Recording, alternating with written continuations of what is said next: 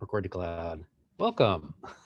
I know we're only one slide in. So we're talking about modeling languages and specifically UML that came out of work by Grady Booch and Ivar Jakobsen and Jim Rumbaugh. You know, hey, come on, man. Like the bottom line on that is we're trying to create a set of documents, just like a blueprint that an architect would create, that's in a standard language so that we could, and by language, I mean like graphical language. We're going to be drawing stuff like boxes and arrows and things like that. Like we want that to be standard enough that we can hand our documents over to a development team, and then the development team can read them because it's a standard format, standard language, and then start building the application based on those drawings.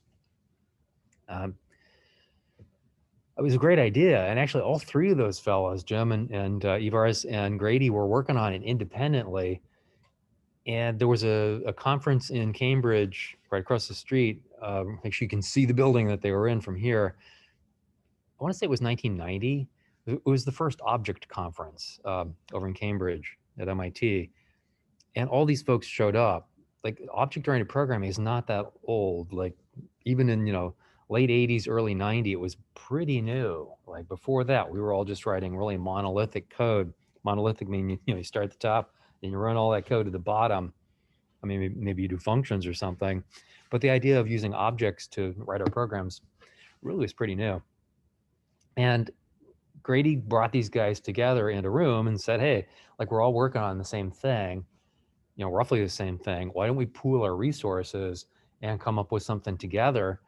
That'll have more power, I think, in the industry than all three of us working on something independently and then whose is right and so on. And Ivars thought that was a great idea. Jim's like, maybe not. So Jim was kind of late to the game, but Ivars and Grady started working on it. And Ivars rather, actually, I think joined Rational. Rational Software is in Waltham, just down the street, was where all this was happening. I mean, back in the day, like in the 90s, 80s and 90s, like this was Silicon Valley for software. Everyone who was anybody was here in Boston. I don't know what happened. People started noticing it got cold in the winter, I think. Like, let's go to California. So those two were working on it. And eventually Jim Rumbaugh came around and said, let's work together. So they came up with what ended up being the unified modeling language, UML, out of their work on object orientation. They actually did a lot of stuff. Like that team was really prolific in their time, and they really moved the industry. Like once UML started appearing, I can even remember back in 2000 that UML was relatively new.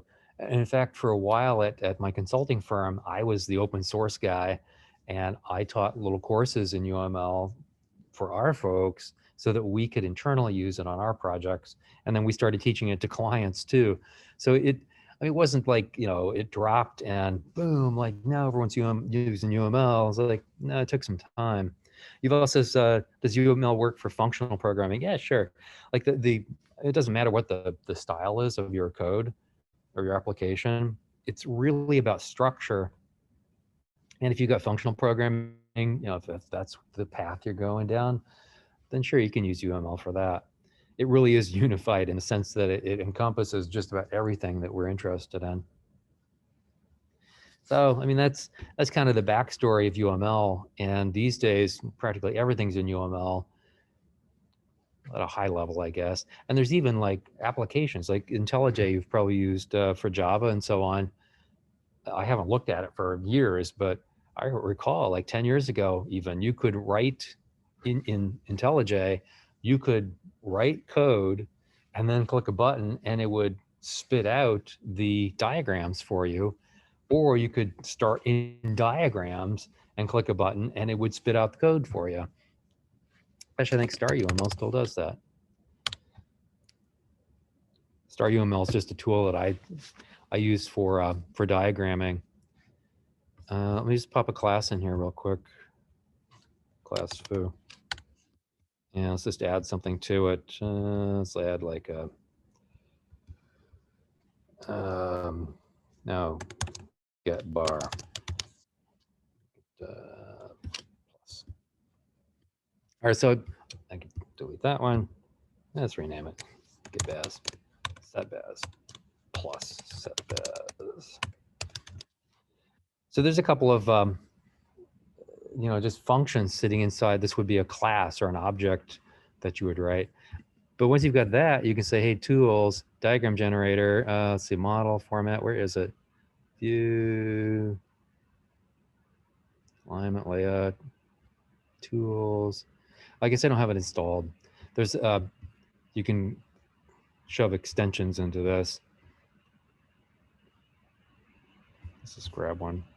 PHP, TypeScript, oh, cool. Install. So it's just grabbing just a plugin for this thing. Reload, save it so we can see it again. Sure, why not? I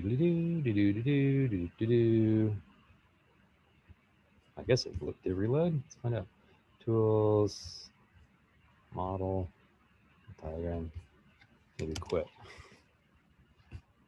There we go. Tools. Ah, there we go. TypeScript, sweet. I should have done this ahead of time, huh? So class is foo, and we're gonna add some stuff to it. That's get baz, maybe a set baz, that's a plus. Set baz, that's also a plus. So now we can just do this. Tools, TypeScript, generate code. Foo.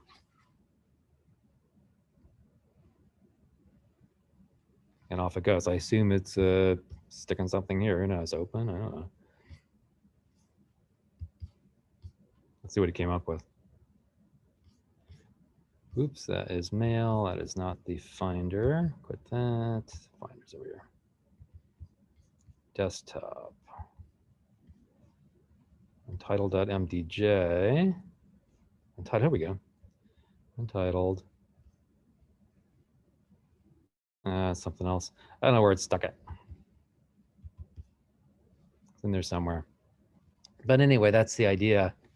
That was a great demo, huh?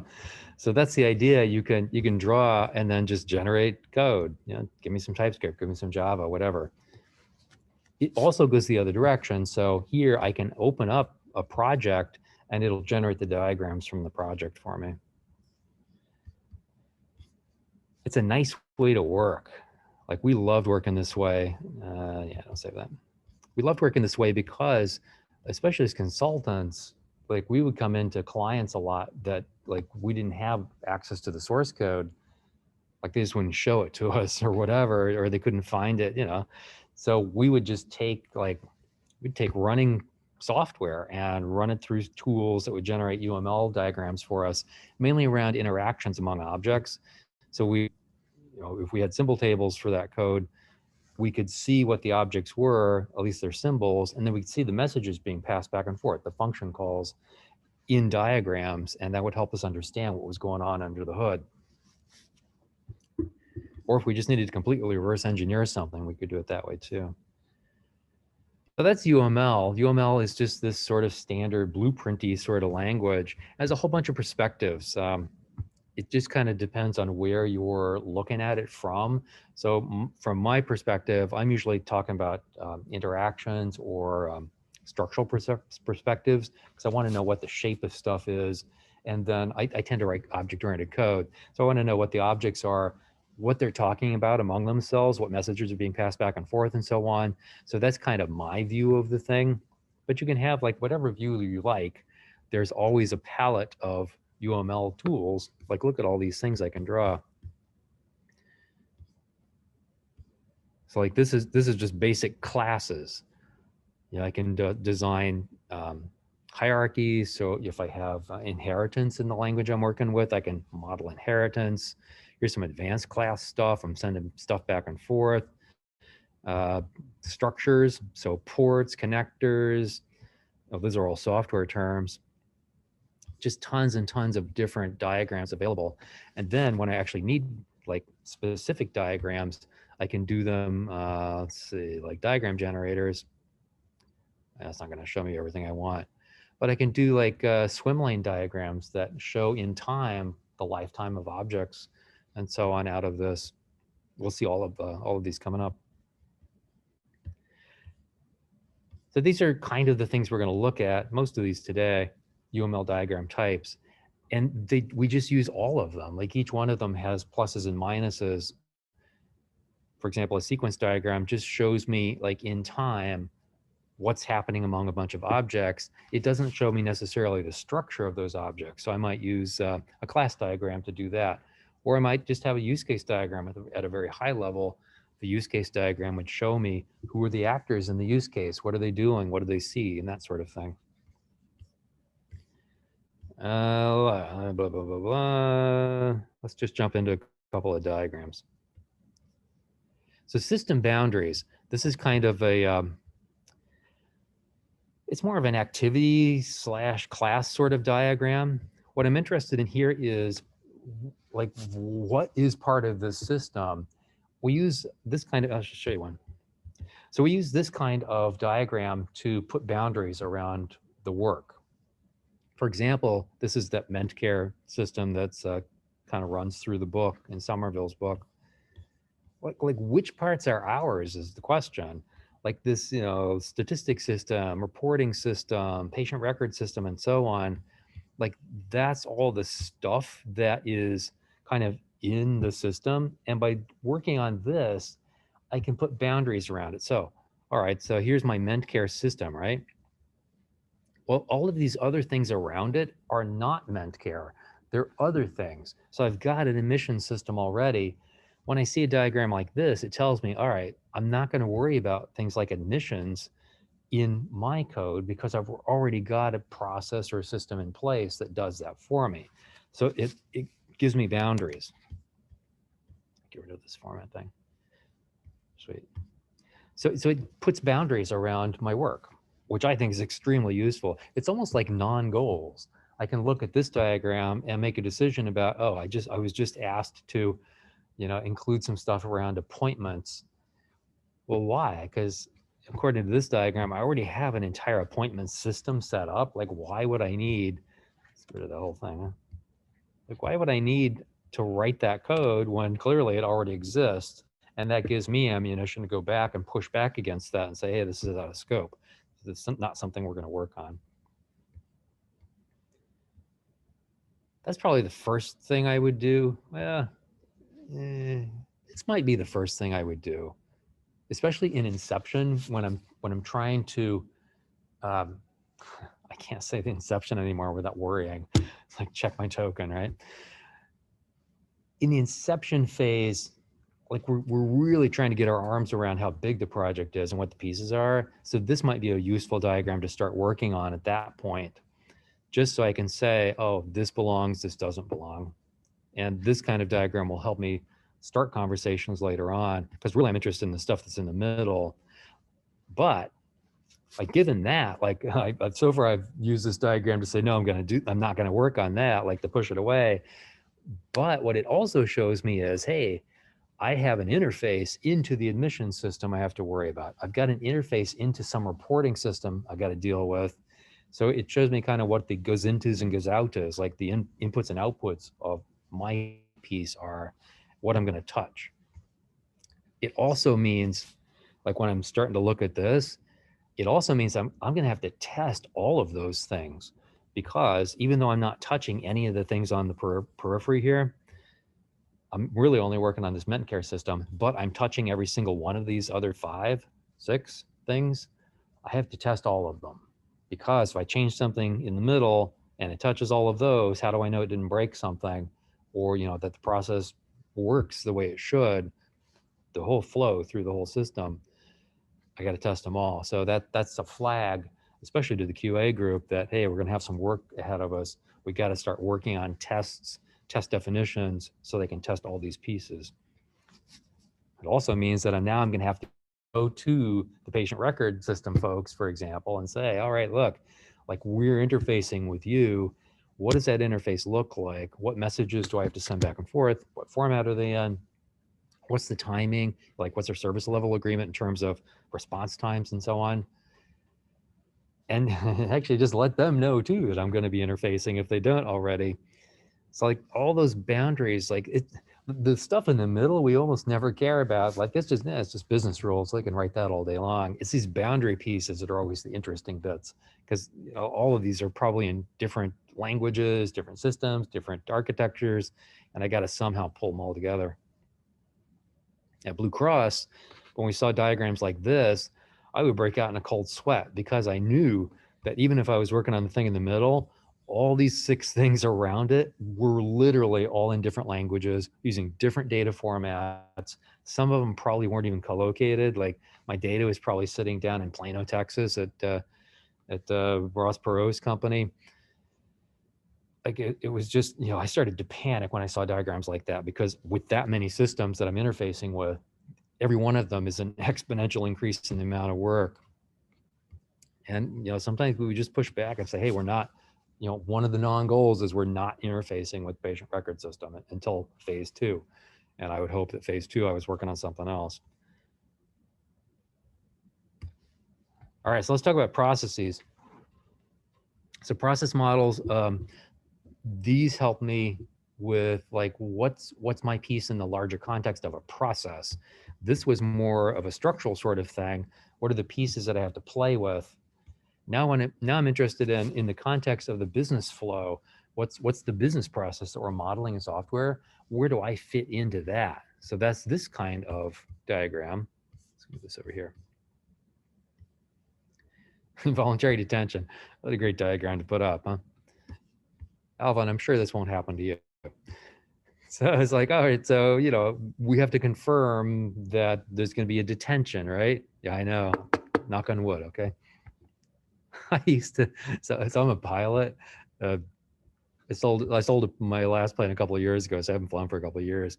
But in all of my planes, I would have a block of wood, like a little child's block, thin piece of wood, mounted on the dashboard. So like right next to the primary instruments was a piece of wood that I nailed or screwed down to the instrument panel. Because of that, Alvin, like you'd be flying around with somebody, it's like, man, that engine sounds so smooth today. And sure enough, anytime you say that, it would start sputtering. So I would say, oh, engine's running great today. Bang, bang, knock on the wood on the dashboard. All right, so like, where do we fit into this, right? Well, this kind of diagram shows me. Like I'm gonna detain somebody apparently against their will. Like that's pretty serious. But these are all the steps that we need to follow to do that. And I can look at this diagram and say, all right, so where's my interface to this?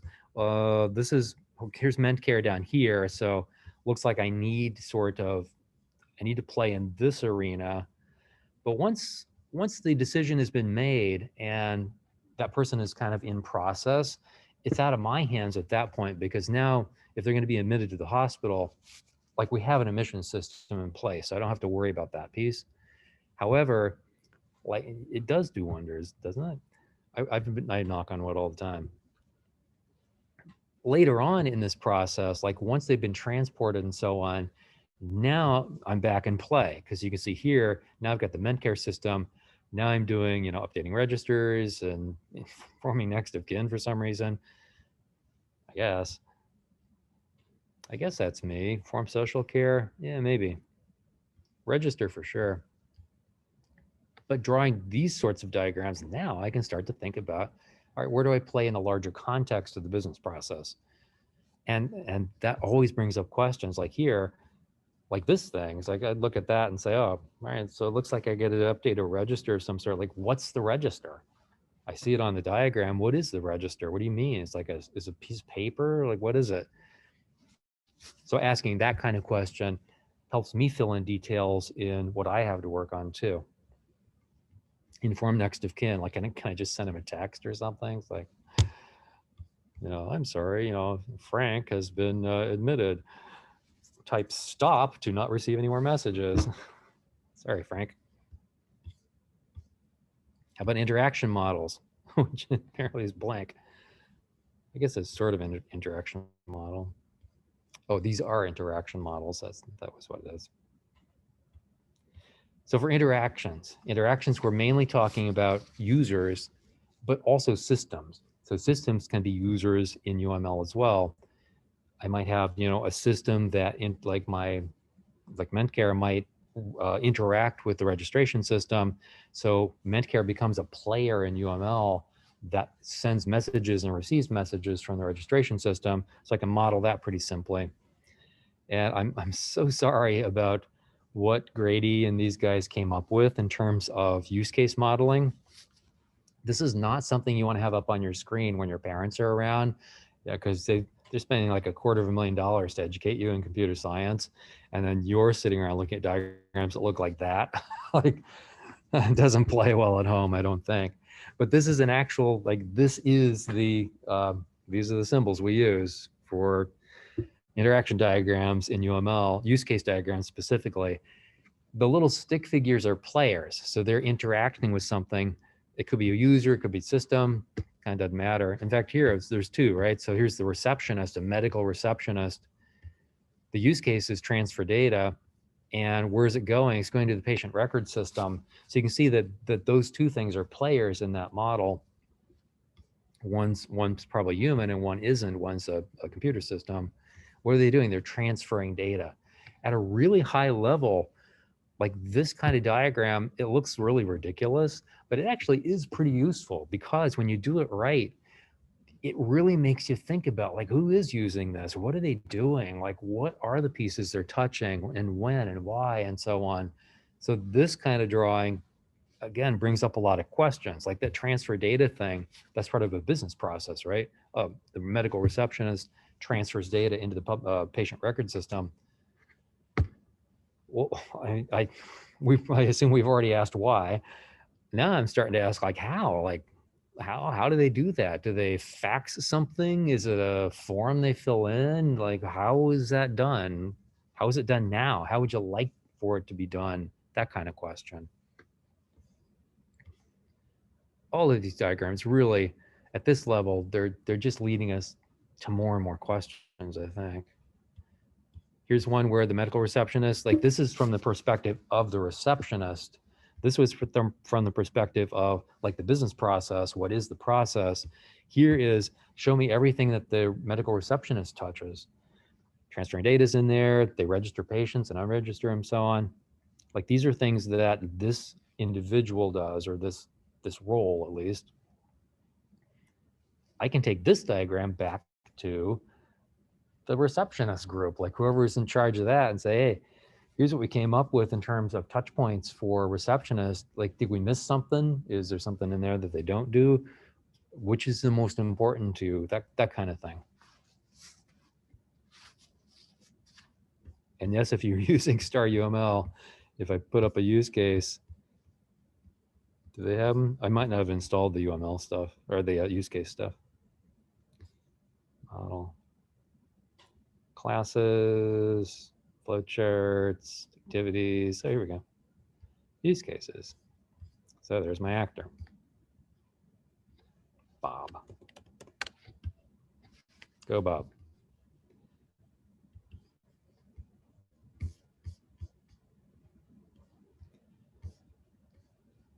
All right, so these are very high level, like these are early on sorts of things. Like, this is like the start of inception, when I'm just trying to get a picture of what it is we're trying to do. You know, trying to size it. Is it big? Is it small? What things can I put aside and do in the next phase? That kind of question. Once I'm through this, like, I have a pretty good idea of, like, all the players and all the systems they're going to interact with. Now I can dig down another layer and start talking about, all right, so specific things, like, for example, here, a sequence diagram. So sequence diagrams show me, here is one. Sequence diagrams show me in time what's happening in the system. So time goes top to bottom in this kind of a diagram. Sometimes you hear these called swim lanes. Swim lane. Swim lane. Yes. You're still in the private message. So Manish, only you can see that. So guys, if you need to know that for the exam, please email Manish. Manish knows the answer to that. Thank you. Nice. Yes. Ah, but now Manish knows something different than you guys because I spelled it differently. Which one's right? You don't know, right? Man with two watches doesn't know what time it is. He's gonna have to like fake it, hope for the best. Like, guys, did you guys watch the South Park vaccination special last night? Oh my god, they were out of control, just out of control. They released it last night. Yeah, it was on last I night. saw the pandemic one. Yeah, I said the teasers, and then I don't know how it came on. It's like all of a sudden it was on. I was like, oh, shoot, we'll watch this. It was really funny. God, me neither, Brian. Like, I hadn't watched South Park for probably 10 years, but it was just like I picked up right where I left off. You know, it's like Kenny's still in trouble, so it was pretty funny, and it was so on point, man. You got to go watch it. Uh, After you've done your test, of course. All right, so here's a sequence diagram. So this is telling me in time what's going on with the system. So here's my medical receptionist, my little stick diagram up here. This is time, and what I'm interested in is like what I want to start fleshing out, like what's happening. I know who's doing things. Now what are they doing and how is it sequenced in time? So for example, here's the medical receptionist. They want to view patient information. So that's going to be a use case or a user story, view patient information. And this will be part of that user story or the use case that I'm putting together. It's a way of understanding the interactions. So I've got the patient info system. Here's MentCare. That's my database system. I've got some authorization system over here. I want to view patient information. So the receptionist says, hey, give me a view. The way these diagrams work is that the little fat boxes like this one, like that one, that is the birth and the death of an object. So I'm working on objects when I'm drawing this sort of thing.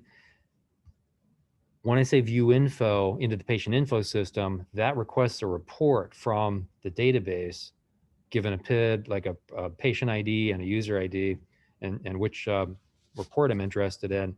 It's got to be authorized. So you can see that there's an authorization message sent database into the authorization system. Well, that line right there, that line just says it's an instantiation of an object, really. So that request instantiates an object on the authorization side. It does some work, and then it sends a message back and then dies. So that's the lifetime of that object from the top of the box to the bottom. And this one probably isn't incredibly realistic. Like, I suppose these things would exist in time, sort of going forward. Really, like when I'm drawing these, I would say, oh, this report request, so that comes in here. Well, I guess it sort of ends there. It has a relatively short lifetime. So what happens? We get an authorization message to the authorization system. It sends a message back. It generates the report here, sends that patient info message back, or there's no access if there was an error in authorization. That goes back to the patient info system. And if authorization was okay, then I see the report. Otherwise, it's a fail. So I've got alternate paths here. That's what the alt means. Alternate paths depending on the results of the authorization request. This kind of thing, I guess at, I'm trying to think of like big projects that I worked on in UML. We often would not get down to this, even this detail when we're drawing them by hand. Like we would think about the objects, of course. If you can put message names on these lines going back and forth, automated tools like Star UML or IntelliJ or something will take those message names, like this one, report, info, PID, UID. It would actually generate a function called report that took 3 parameters, info, PID, and UID. It would write that code for me. But at this stage, mainly I'm just interested in the big chunks. What we would use these for at a really fine detail would be reverse engineering. So if I had I'm watching a running system, it's been instrumented in some way that I can see object instantiation and so on. I can let the system run a little bit and then generate the sequence diagrams from the running system. And it'll show me where the function calls were in time, which objects were instantiated, when they were destroyed, all of that. And it takes some work. Like you can't just like take some random binary and have it run against it. You have to instrument the source code to do that. But it does a really good job. It did a great job 10 years ago. I'm sure it does even better now. Here's a sequence diagram for transfer data that's a little more complicated, but it's the same idea. Like I'm still interested in, all right, so where are the boundaries? Who's doing what messages are being sent back and forth? And basically you would take something like this and then start thinking about, all right, so this interaction, what does that look like? Can I expand on that? You just keep expanding it until you have enough information that you can hand off to a developer and they could start writing some code against that.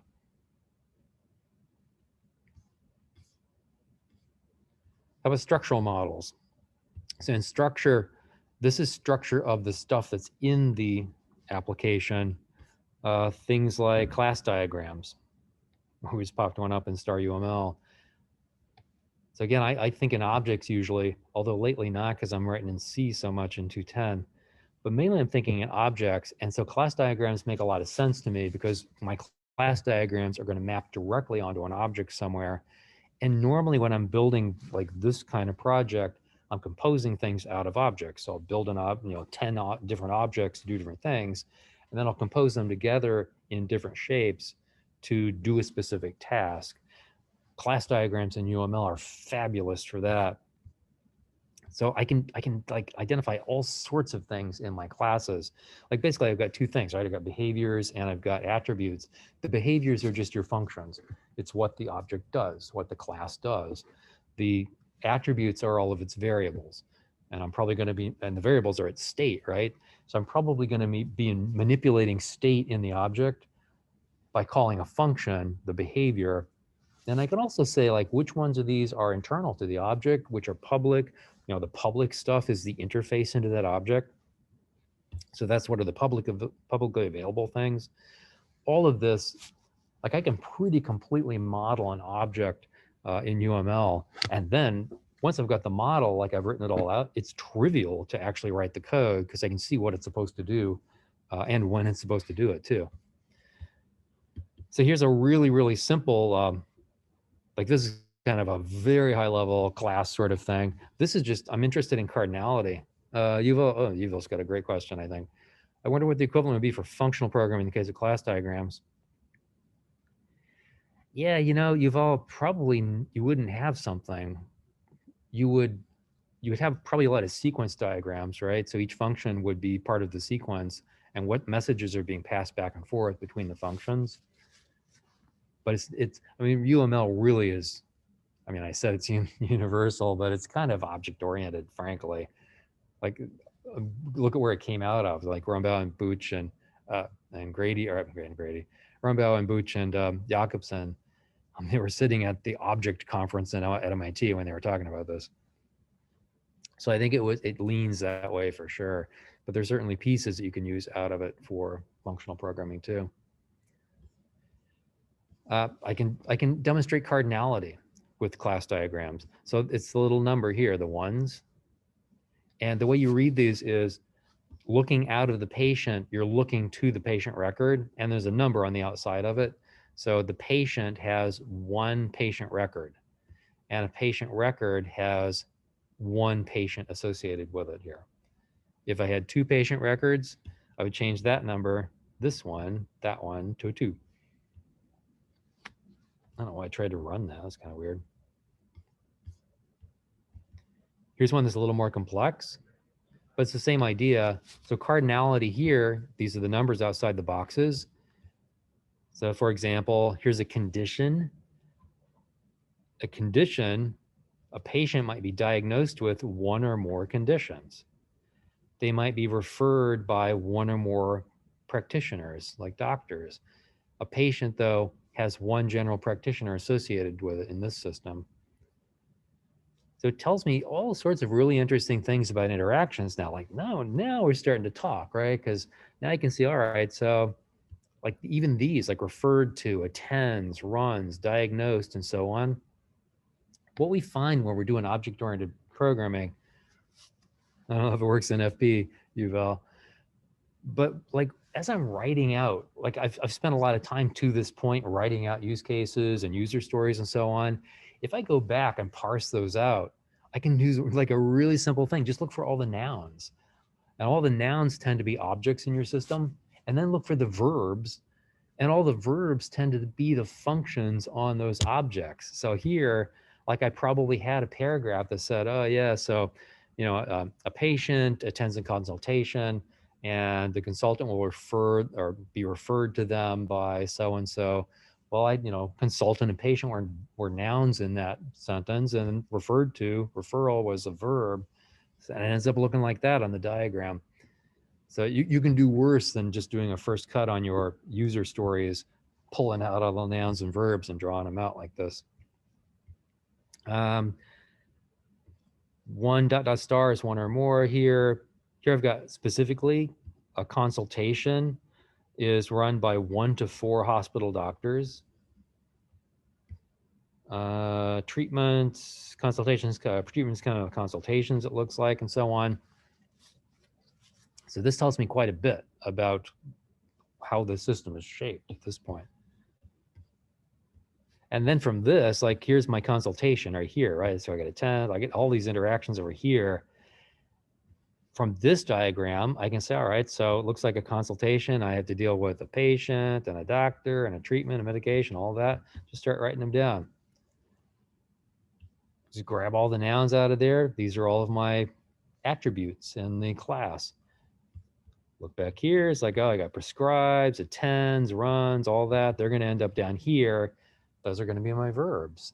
And once I'm at this spot, I'm getting pretty close to being able to hand that off to a developer. I mean, there's not a lot of detail in there yet, but there could be. Like, the deeper we go, the more detail we have, the closer we are to code, and the clearer it is to the developer what exactly it is that I have in mind for this particular piece. Gazin doesn't get that. I often, for some reason, I don't know where even I picked this up. I was consulting in Jersey for a while. Maybe that was it. Gazidas and gazoutas. I say it a lot in class sometimes. It just means inputs and outputs. Stuff that goes into the class, stuff that goes out of the class. Those are the gazintas and gazoutas. Don't use that on an interview. And unless you're like looking for a laugh, like, good luck with that. Don't tell them it came from me. All right, so it's like this tells me the interactions among the high level classes and the cardinalities from which I can start to build class diagrams. And now I can start to think about the relationship among all those objects with class relationship diagrams. And I've got basically two ways to do this. So a class can either be of some type. So it is a relationship in that class diagram. So for example, a car is a vehicle.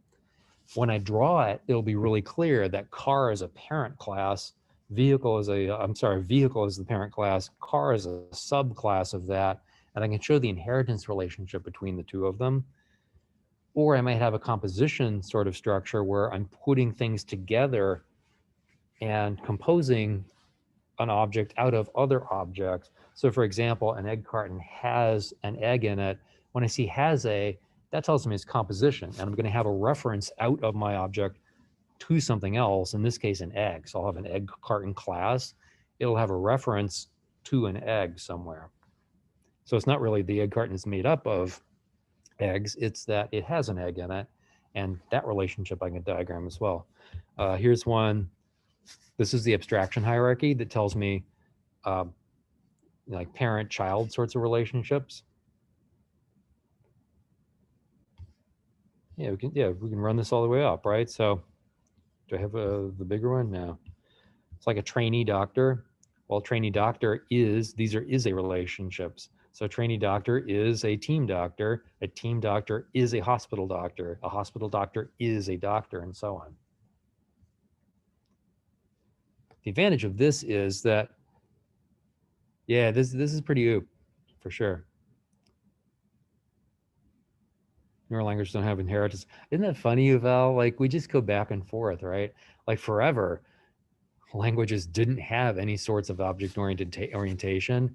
And then, like, 1980 into 2000, like, object everything. Like Java became popular, C++, like now everybody's writing in objects. And now it's kind of going back the other direction. Like people are doing a lot of functional programming, a lot of non-object work. I don't know. It's like a pendulum, just swings back and forth. It's like thick and thin client. Every 10 years it flips from thin client to thick and then back to thin and so on. So my guess is we're sort of flipping away from object orientation. We'll probably flip back to it in 5 or 6 years. And I think it also depends on what industries you're in. The abstractions, by the way, so this kind of relationship, if you're not an sort of programmer, object-oriented programmer, what I'm interested in here is that like these guys, qualified doctor and trainee doctor, they're both team doctors, right? What I try to do is take the common stuff out and move all of the common stuff at any given level up one level. So here, there's stuff that a team doctor has, like they probably have a team assignment, they have a team manager, they have a team jersey or something. I don't know what they've got. But there's no reason to have the team manager appear in the trainee doctor object and the qualified doctor object. Like that would be a duplication, right? It's almost like normalizing a database. I take the duplicates at any level and move them up a level. So now this relationship, this is a relationship. A team doctor is the parent of these guys. It's an inheritance sort of thing. So trainee doctor and qualified doctor have all of the attributes and behaviors, all the functions and variables that a team doctor has. So I can take the common stuff and move it into team doctor. And the same thing here. So it looks like a consultant and a team doctor are both hospital doctors. So take the common stuff here and move it up a level into hospital doctor. And now I just have it in one spot. And in fact, because this flows all the way down, so trainee doctor would have everything that a hospital doctor had. It would inherit that through team doctor. And there are ways, of course, like if you work in Java or C++ like I do, not a Java guy, I prefer C++, I can restrict the flow of inheritance so they can really fine tune what appears where in each object. But generally speaking, like demographic stuff like name, address, that kind of thing, office number, all these people have that. And so that's going to be up at the highest level. And then everybody else, office number, yeah, all these guys have office numbers, it would flow down from doctor. So at the bottom, like these guys are really, really specific. These up here are very generic. In that sort of inheritance relationship, we go from the generic to the concrete, essentially. In fact, I would probably up here, on top of doctor, I'd have an abstract doctor that was just sort of a generalization of a doctor, and then instantiate it in an actual doctor object and go from there. Here's some added detail. And you can see that name, phone number, email, and so on. Like those are all parts of everybody. So they got moved up into the doctor object. And then these guys have specific things, just specific to a hospital or a general practitioner sort of doctor. I guess GPs don't have pagers. The reason to be a GP. How about aggregation? So that's inheritance, right? So that's showing me inheritance relationships and a has a relationship. If I want to aggregate stuff, I'm going to compose objects from other objects compositionally. So this is a has a sort of thing. That's kind of a patient record. And we use this little diamond to indicate that this is a has a relationship. I'm composing. And we'll put the diamond on the thing that is composing. So I would read this as a patient record has a patient one-to-one. So one patient record is associated with one patient. Down here, the patient record is associated with or contains one or more consultants, consultations rather. So really I'd read that as contains. Patient record contains a patient and contains a consultation. I might go the other way too, like depending on what the system was supposed to do, I might say a patient has a patient record and the patient record has a consultation. Just depends on how the system's designed. So that aggregation model, like that's pretty useful, I think, because now I can see, oh, I'm working on the patient record code. well, I can see that I'm going to need a pointer somewhere to a patient, need a pointer to a consultation, a reference if you're in Java. Like I'm going to build up an object out of other objects. Here's another one that's kind of silly where I don't know why they did this. I think this might be out of the book, where they actually decomposed a player, but the player has all of these things, right? Legs, arms, and so on. I guess you could calculate damage differently on each piece.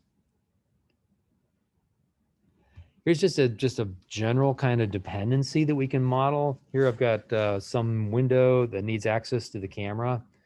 That dotted line just says, yeah, it's not really a has a or an is a relationship. It's just something that the display window is using. It needs to talk to the camera. And in fact, it needs access to it. It's got to pass a password over to it. So that demonstrates that it's sending it a message. It's not really part of the display window object. It's going to use it in some way. It still means, like, from coding, I still am going to have to get a reference to a camera object somewhere and then call a function on camera. This implies that there's a function on camera that accepts a password and gives me access. How about behavioral models? So in behavioral models, these are more about the running system. These are all structural things. What's the structure that we're looking at? Now I want to know about behaviors. So what are the functions that are, what functions are being called? When are they being called, and so on? Now we're going to talk about sequence diagrams and so on. So I can do it a couple of ways. One is just following the data around. Like every application really is just a data pump. And, frankly, we're all just plumbers really when we're coding. We're just connecting stuff together, moving data from one spot to another, and probably manipulating the data in some way. But that's really all we do as coders, just move data around. And because of that, like, it makes sense. Like, just follow the data through the system and diagram it out. So I can see, oh, it starts here, it goes there, it goes there. It's changed in this way before it gets over here. Or I might be more interested in event processing. Like it's an event-driven sort of thing, an asynchronous kind of thing, like a web page, for example. On a web application, like you have no idea when somebody's going to click on something or hit a button or pull down a menu or scroll or anything. All of those are events that we have to respond to. There's no way to program that like top to bottom. Like, no, I have to respond to an event. It's an interrupt essentially that I have to go handle. And so if my application is more event driven, I'm more interested in event diagrams. Kind of makes sense. Let's look at the data one first. So here's just data moving around. Like I'm just, here's some sensor of some sort, and I'm going to go grab its value and do some computations on it, calculate how much insulin I need to pump. This is like an embedded insulin pump. And they'll go talk to that pump, and then now I'm going to control that pump. Like this is data moving through the system, but it's more of like, here's what's going to happen, but from like a data view. Like what started all of this? I read some data from an insulin sensor. What am I going to do with that data? I'm going to calculate some value of insulin and ask the pump to go in and secrete that or whatever the pump does. Here's one that's order processing. This looks a little more like a sequence diagram, right? So here's my order, like what happens with the order? I'm just moving data through. I got to go validate that order. If it's fine, then it goes into budgeting. This looks like, oh, it's out of a purchasing office. So I probably sent them a purchase order of some sort. They're going to fill in the order. It gets validated. If that's okay, go and budget for it. If the budget is fine, I'm going to save it over in the orders thing, send it out to the supplier and so on. So that's following the purchase order through the system. Who touches that purchase order? How do they change the data on the purchase order and so on? Oh, it's valid, it's not, it's within budget, it's not, and so on. And then event-driven modeling looks more like a state machine. And honestly, I just said we're all plumbers, right? We're just connecting data together with pipes. Well, really, every application really is just a state machine, because as the data changes, as the model changes, we just move from one state to the next. And then we sit and wait for something else to happen. And then the application moves into another state, because the state is really just the value of the data, what's in the variables. And If it's just sitting there doing nothing, it's not doing anything, it's just sitting there. So it doesn't change state. Once we call a function, once we add something, ask it to do something, now I'm changing state in the application. So we'll use state charts to do that. Something like this. Like here's a microwave oven. In a state diagram, the little dark dot is where we start. And then this shows us that we actually go back to the dot in the beginning. So these things are the same, right? Display time. So we're just going to, it's a closed loop essentially. State diagrams tell us what states happen in the application and what causes the app to change state. So the states themselves are in the bubbles, and the thing that changes state is the edge going back to, from some initial state, there's an edge connecting the next state. Well, what happens? I was sitting here waiting, just displaying the time, blinking 12 probably. To get to the next state, I've got to change the power, half power or full power. Well, if I go to half power, that's a state change. And now I've set the power here, but nothing else has happened, right? It's like now I got to set the timer. Oh, 2 minutes or whatever. Well, now I set the timer and now I get into this state. Door open, door closed, and so on. So I can follow the states of the application from state to state to state and understand what changes state. You might even start with the states. That might come right out of the business requirements. It should do this, it should do this, it should do this. Like those are almost states. I can draw all the states down and then try to figure out what the edges are. How do I connect those states? And if I do it in that direction, it shows me where I'm missing information. The business said, oh, you need to be in the standby state. Like, all right, so I drew standby and there's no edges to it. Like, how do we get into the standby state? That'd be the question. I'll go back to the business and ask. Here's one for a web app. I think it's just a really simple one. Like your landing page is where the web, that's where you land when you type HTTP, whatever. And then these are the ways to get to the various pages. So each of these could all end up being menu picks or just, buttons on your page to move you from state to state. But the state in this case is the page you're looking at. Oh, I'm on the landing page. I want to change my profile. Now I'm on the profile page. And on that edge, I would indicate what button they clicked, what happened to move them to the profile page. How about if I'm doing UI?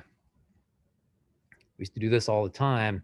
So UI is often, in a big company, UI is driven by an interface group like the UX UI folks. Like that's all they do is design, what it looks like. And they'll pass down to development or, the planners, if we're planning this project, they'll pass me down something like this. It's like, all right, this is what we want it to look like. And now I can start to take this and say, all right, well, where does all the data come from? Here's the mock-up of the page. Well, it looks like this I've already got.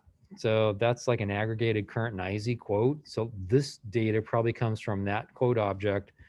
Looks like I've got some sort of plot over here, raw plot of performance that I'm getting from somewhere. Maybe I don't have this one. So this view by QSIP. QSIP is just a standard identifier for our security. Like all this stuff, bid ask and so on. Maybe I don't have that. So I'll realize, oh shoot, as I see this diagram start like circling things, and oh, that data comes from here, this data comes from there, it'll show me what's missing. And now I know, oh shoot, I don't have this QSIP view.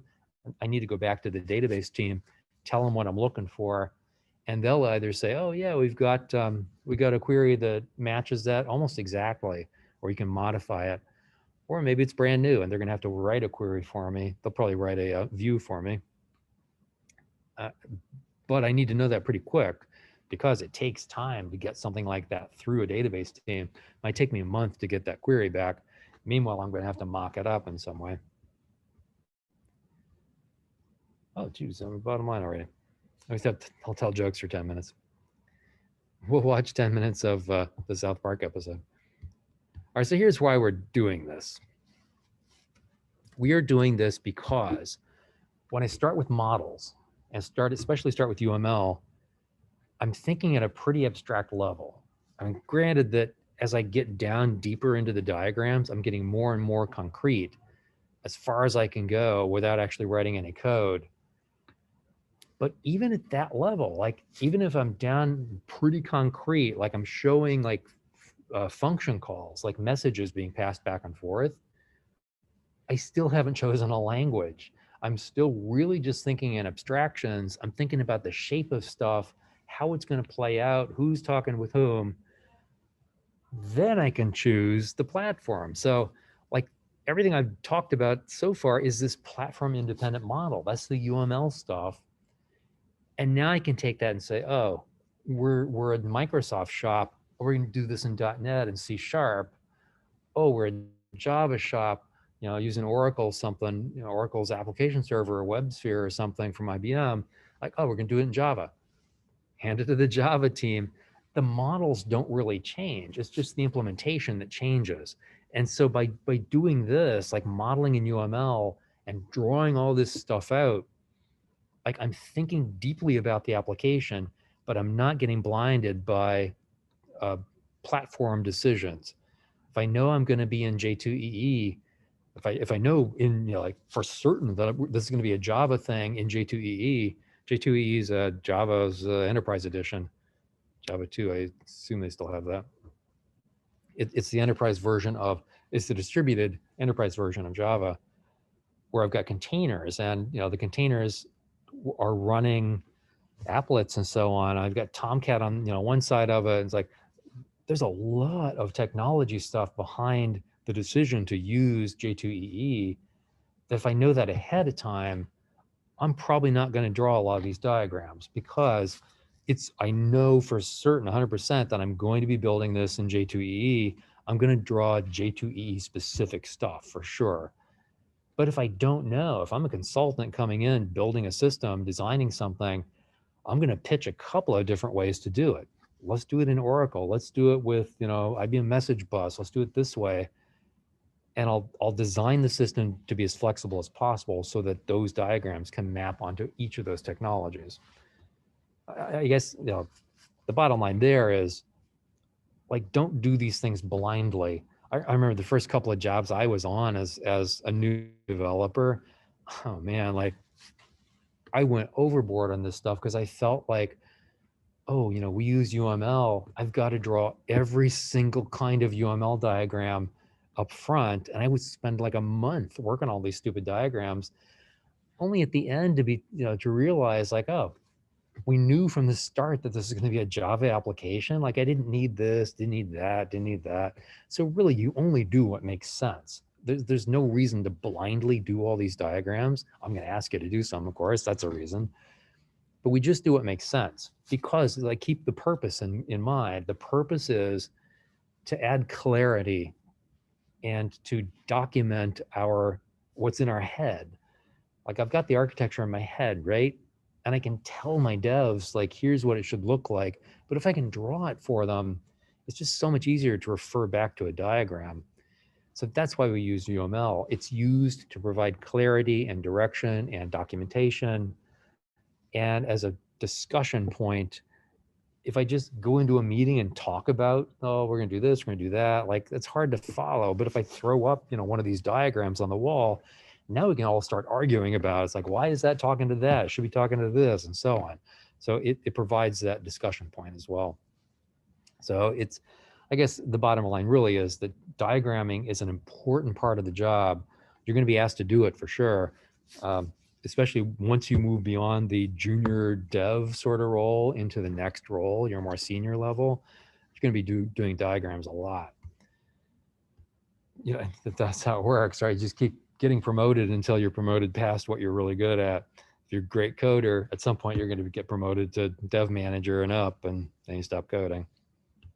So that's the bottom line. It's really, we're expressing intent. That's the big one. That is the one. And just use the one that makes sense. We didn't talk at all about ERDs or network diagrams.